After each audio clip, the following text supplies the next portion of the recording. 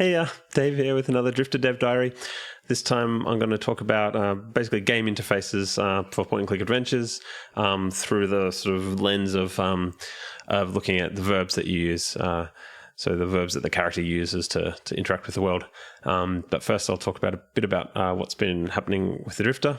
It's been quite a while since the last one of these again, kind of partly just because I've been really busy, jumping between doing sort of writing up briefs for art and stuff and getting art into the game. And I've been doing a massive pass, which I've just finished on all the text in the game. So there was 80,000 lines of text. 80,000 words of text, which is basically a novel's worth of text that I've been editing and sort of doing a pass on trying to get things snappier, and more consistent across the whole game. Basically all that editing stuff that's been kind of filling sort of the odd hours here and there between other things. But yeah, that's done, and I've been starting to get some sound effects in the game last week, which has been fun as well, because I've always liked doing sound effects stuff. And also recording some dialogue with Adrian, which is also always fun. We made this cool trailer which actually came together really fast, just over a weekend. So you can look at that up separately. This kind of grindhouse themed sort of horror trailer, sort of showing off, making it feel really sort of, I guess getting the horror elements out and stuff like that. That was sort of for a horror themed Steam event. We hit 50,000 wish lists, which was really exciting. And pretty amazing. Anyway, check this out trailer. It's got an awesome voiceover by Adrian as well. Really went for like a grindhousey cinema kind of style trailer. So it's not really spoiling anything in the game, because it's kind of framing it through the view of like how a Hollywood producer might try and sell the game. But yeah, I've also been the last month quite busy doing. I went to PAX in Australia. So showed off the game there. Barney made this cool, awesome key art. Also made these t-shirts, which pretty sweet. So we'll get them on our main store, but we're selling them at PAX and stuff as well. Yeah, some shots of PAX. And then, I went to South by Southwest in Sydney as well. I got my wife Claire made these. Made a like stamp thing out of just some lino cutting stuff, and got her to make the logo, and then I just like stamped it on all these pages from this old thriller novel that was falling apart to decorate the booth. That was really fun. I kind of like things like that just end up working really well, and better than if I'd actually been organized enough to get flyers printed or something. But one thing I didn't find at PAX, which was cool, was people were picking up the controller. Like I sort of had the mouse there, so you can see what someone's using the mouse here on that sort of middle laptop I had. But yeah, being able to play it with controller worked really well. I think people are just a lot more used to using twin stick controls than they are picking up a mouse and pointing and clicking. Just sort of the general sort of gaming audience, as sort of more as a more broad thing, aren't as familiar with point and clicks as they are with holding a controller, and so it actually, I think watching people play with both styles felt more natural for a lot of people to do the controller stuff. Kind of got up to a bit of the game in the last third where, the style changes a little bit. So you're kind of in a more slightly sci-fi kind of setting, and we kind of hit a point where there was a lot more work needed to be done, sort of working out how to make that work, and what the style should be. And so kind of slowed down the art stuff quite a bit. So I think it's going to be sort of ramping up again now. It's starting to ramp up again, but yeah, sort of, I'll just show you one room really. Don't want to spoil anything. So it's kind of someone's sort of, I guess, bedroom / study, kind of where they're a bunch of, in this kind of underground lab thing. It's pretty cool, and very excited about the style of this stuff and getting it all in. So there's about a third of the art still to go in the game, and it's we've been arting it up for 2 years, so it's probably at least another year. We'll get there though. Is there anything else? I've been also doing a lot of going back into earlier parts of the game and sort of fleshing out some of the animations. So right at the start of the game, there's this trying out opening the train door. We used to fade out and just say it didn't work, and then now we've got animations of him trying to the door and then also prying it open with this bar.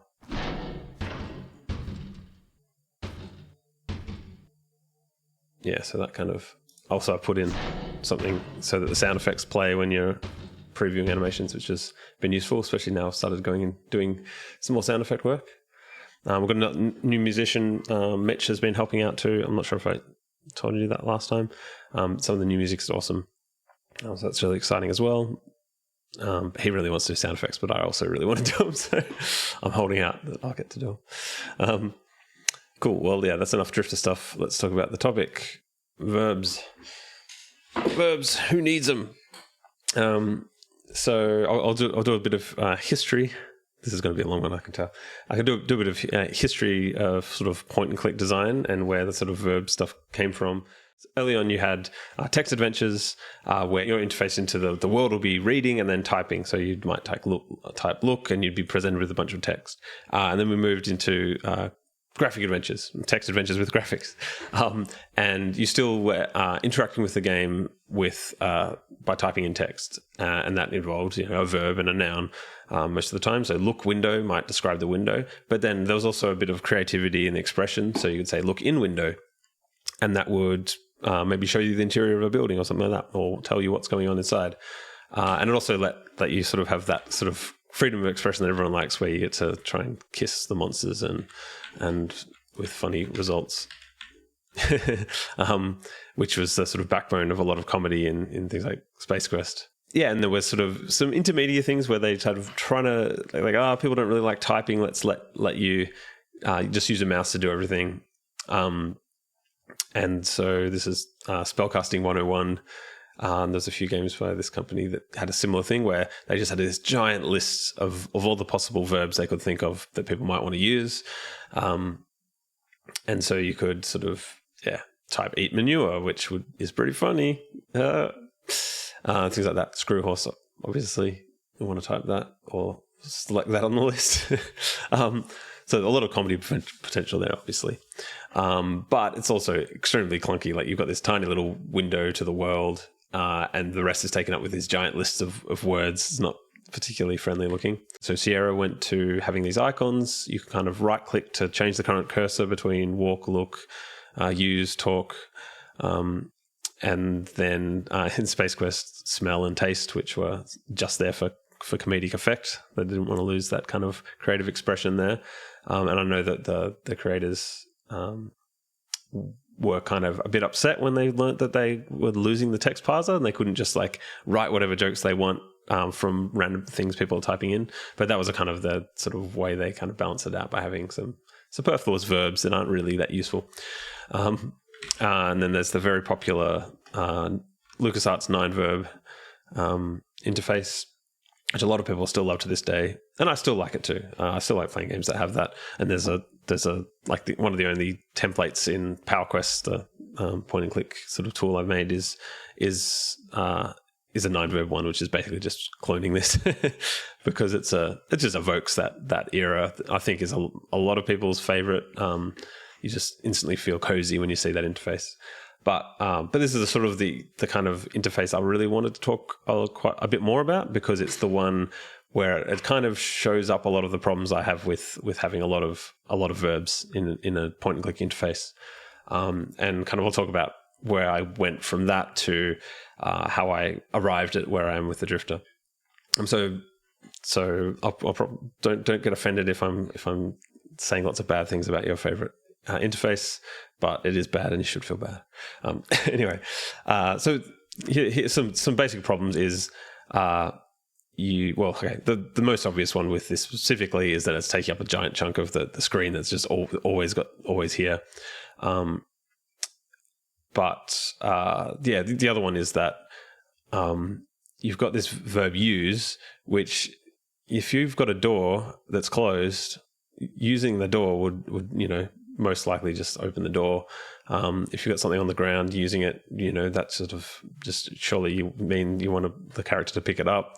If you've got a button, using it should push the button. So you've kind of got a lot of these verbs which are kind of superfluous. If you use some money with someone, you assume that means you want to give them the money. So using so a lot of like give, pick up, open, close, push, pull, they're not really that useful. You could really condense it down to use, look at, and talk to. So the other issue I have with lots of verbs, I take this one for example, or maybe something like Full Throttle, which had a kind of verb coin where you hold right click or something like that, and it'll pop up with I think it had look at, it had a mouth, it had a boot and a fist, so you could interact with the different parts of your body would be the verbs, so the lips could be talked to, but also kiss or put your lips on stuff, and that leads to the thing that I didn't like a lot, which is that in Full Throttle, almost every single thing that you try and interact with the lips, you just get the exact same stock response of I ain't putting my lips on that, which is funny for the first 20 times maybe, but pretty soon you're just basically getting told that just doesn't work. Like you can't just do that on everything. There's no point trying. I think some of the games like Space Quest did a much better job of making sure that everything has an answer to like smelling it or tasting it, but a lot of, especially more modern games that try and use a 9 verb, are really bad at letting you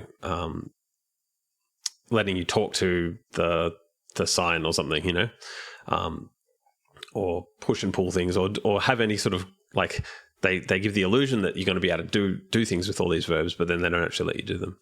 And so that's kind of, for the designer, it's like this big task of trying to make sure there's a reason to have all these verbs, and that people aren't just going to be constantly told that that doesn't work or doesn't make sense, because the whole point of having all these verbs is creative expression. But then at the same time, everyone's just going to be using the use button to try and use things and to talk to people. Like very soon, that most people aren't going to be trying to like do everything on everything, and so it's kind of a lot of superfluous writing to have to do to put in all these interactions, especially in I guess a serious game where you're not trying to just insert jokes everywhere. So things like Thimbleweed Park was was one of the most recent games that used this interface in a more modern setting as well, and definitely suffered very early on for just not having responses to a lot of things that it felt like it could have, because it's just a lot of work, and it's a work that's a lot of the time is wasted, unfortunately. Another big problem is like whenever you play test something, you'll notice like people try using, say, this spade, and it's like it might just say I can't use that because you're supposed to pick up the spade on the sign, something like that. I mean, I'm not sure in this example if that's correct, but this is something that you see a lot when people have a verb specifically for pickup when there's one for use. You'll get stuck because, like, for some reason, like you can't progress anymore. You haven't got this item, and you go back and realize, I tried using it, but I didn't try picking it up, and actually I was meant to pick it up, because those two just become like they seem like they should both work, and usually the solution has been, we'll just make it work if you click use anyway, so that you're not accidentally having players get frustrated because they thought they tried to pick something up and it didn't work, but actually you tried using it and it didn't work. So you tend to have things like pick up, open, close, push, pull will just work with use anyway when you just use the use verb on things. And so that comes to, I guess, the more modern style where we just sort of ditch the verbs because they're not really working, and we go to the 2-click interface, which I think one of the earliest games was maybe Beneath a Steel Sky that did it, but there's a lot of others that did it as well. I'll launch it. So I'm going to use as an example Intergalactic Wizard Force. All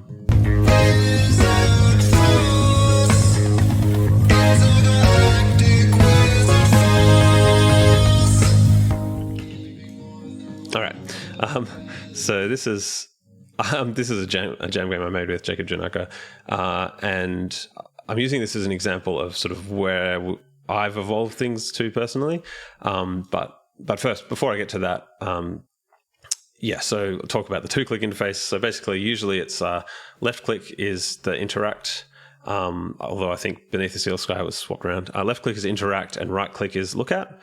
So you basically condense things down to just 2 verbs. So the problem I had with doing that was, I'll just switch back to the A problem I had with just doing two verbs and right and left click, was that looking is kind of a very soft kind of gate in point click adventures, because you're not interacting with the world really. You're just getting the character's perspective on the world, or the sort of some world building stuff.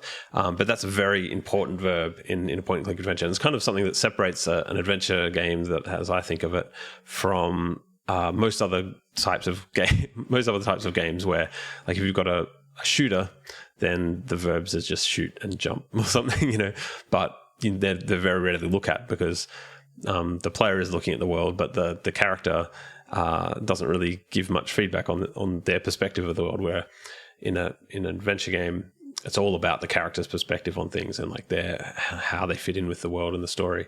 And looking at things also has a very important role to play in the way puzzles work, because it's a diegetic hint system almost. Diegetic, I mean, like you've got diegetic sort of means it's in the world, whereas a non-diegetic would be something in the HUD, or like the GUI, or like a hotspot highlighter where you press space and it just like has the GUI icons show where all the things that you can click on are, or the main menu. That's non-diegetic. But a diegetic thing would be something like looking at a rock and the character saying, "Oh, that rock looks a bit unsteady." That's a nice diegetic hint. It's an in-world hint that the character sort of made this observation that you could maybe try like pushing the rock or using a lever on the rock. So yeah, so the two-click thing, it's got the two, what I think are the two important verbs. So one, to interact with a contextual kind of thing, like if it might be interacting with a person, you might want to talk to them. Interacting with something on the floor, you'd be picking it up. Interacting with the door, you'd be opening it. And then the look at one, which is the very important for the story, world building, puzzles, all that stuff. So the problem with the two-click thing that I found, and a lot of others find as well, is you watch people play a game which you've done done in that style, where right-clicking on things, you've written all these jokes for when you look at things, and all these like clever diegetic hints, and story exposition, things like that. And then you watch people play it and they never right click at all. They never look at a single thing in the game. They just like bumble their way through, clicking blindly on things, not understanding what's going on, getting frustrated. And so I noticed that from the Murderside game. That was the first Power Quest thing I made. And I noticed it with Peridium, which was kind of a template for the Drifter. In Peridium, I tried to fix it by having it so there was a tutorial thing that appeared on the cursor, so you can't miss it. It's exactly where you're looking at. And at first it shows left click to use, and then once you've used something, it says right click to look at. And like I could fast forward through a bunch of different YouTube Let's Plays of the thing, and they would always still have the right click to look at tutorial pop up there, which disappears as soon as you look at anything. So it was very clear that that's not working. And one solution is to force people to do it in some other way, like if they can't solve the puzzles until they do it, but then people just get stuck and look at a walkthrough, and that's like taking them out of the game and they're not enjoying it. So you don't want to really punish. There's a kind of sense with I've felt with some people that they feel like they should punish people for not figuring out that you should right click to look at stuff and examine the world, and like that's how these games are meant to be played. But I didn't want to do that. So I was sort of reluctantly, because it's probably my favorite interface for games to play is when I can right click and look. But reluctantly, I decided to try and take that out, phase that out. So the next game I made, Telwynium, was just a left click to interact. And sometimes it would describe something, and then you could click again to interact with it. You could click to look at and talk to. So a single click did everything. And the problem there was, one of the problems there, I guess, was you weren't sure what was going to happen when you clicked. So you click on something and you'd think the character's going to talk to someone and they'd attack them, something like that. So that wasn't particularly good. And the solution for that was fairly easy, which was having just big icons, pop-ups. So this one says look. So if I click that, the character looks and describes it and asks about it. And, I'm just going to skip around stuff, but you've got a talk icon. You can talk to people. You can look at things, and you can use some things as well as a use icon or grab icon. The other part of that is longer hotspot description. So instead of just calling this hotspot a statue, it's called a forbidding statue looms over the center of the square. Unavowed was the first game that I saw do it. And so that takes an element of the kind of almost superfluous character narration about what something is. And a lot of the time it's something you might want to interact with, like by talking. And this one sort of just describes who they are, which would normally, or in earlier sort of styles of game would be done by clicking on them. And I think that helps a lot. And then you can also have things that aren't really interactable. You can only look at them. So the eternal labyrinth stretches on eternally. So it's this one's using a red X to show, this isn't something you can interact with. It's just providing a little bit of like what this thing is, which means you can scatter a lot more hotspots around the screen and have things feel like there's more there to look at without having to then come up with a bunch of jokes for every tiny little thing. Now I'll talk about one of the disadvantages, which a lot of people might be screaming, is that now where's all this like player expression gone? And you've kind of lost all your interaction with the game. All you can do is just like the game is telling you what to do. You just hover over something and click and it does it for you. You don't get to make any decisions yourself. And so my solution for that is that verbs don't have to just be the built-in things when you're hovering your mouse over and like built into the interface. When the character has an inventory of items or things, that they've basically got an infinite amount of verbs that the designer can just decide on. And in any situation, the designer can decide that they should be able to use this particular verb via having a particular access to an inventory item. So in this case, this game, the reason I'm sort of using this one as an example is it kind of highlights some different verbs by having these spells the characters can perform that...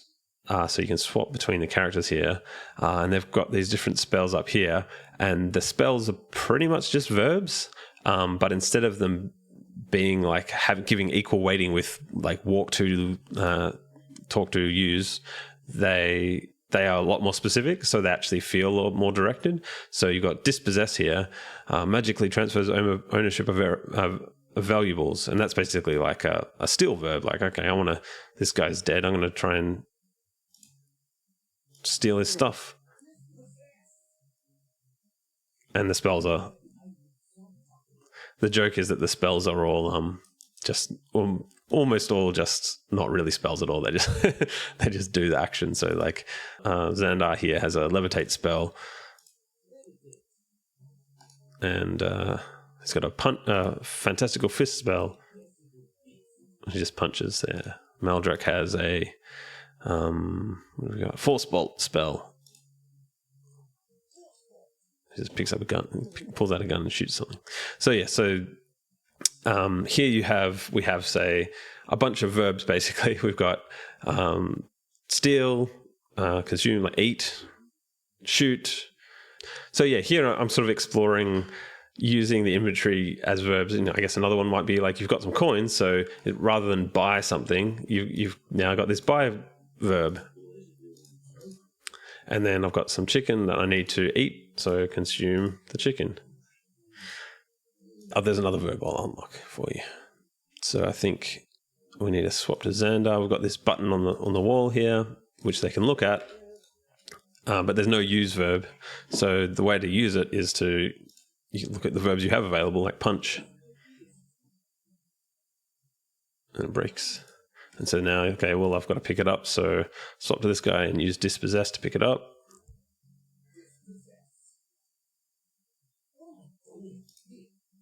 And you give it to this guy, and he gets a new spell, which is the open spell. Unlocks up to level 3 doors. Yeah, so you get the idea. For the drifter. So yeah, we've got inventory up the top, nice and easy to find things in the inventory. Just going to skip through everything, grab a bunch of inventory items. And if I want to have a verb for open, I'll give the character a crowbar. And things like that. Makes it to, if I want to try starting the car, I can look at the car. If I want to try starting the car, I need, I'll use the key on the car. Doesn't need like there's no puzzle there. Using the car key on the car isn't really a puzzle. It's kind of the verb that you're using. So I'm trying to start the car. And that's my solution really to like the player expression. So if I decide I want to a little bit later you get a knife. If I decide I want the character to be able to attack someone, or that, if the player wants to be able to have the freedom to attack someone, instead of typing attack Bill, they can click the knife and then click Bill and then see what happens. So that's kind of where I ended up with interface wise. And I'm pretty happy with that. Like it feels like it's got the kind of freedom, the creativity. It doesn't have it's very much out of the way. Like you're not really looking at an interface all the time. You're not clicking. It's not taking up a big part of the screen. You're not having to change verbs to do the things you want to do. You just move your mouse over things and you can sort of see what action you're going to take. But then, you can still have a bit of creativity in places where you want that. I'm pretty sure this is kind of the way I will move forward in terms of for modern point and clicks, the way I'll sort of keep developing them.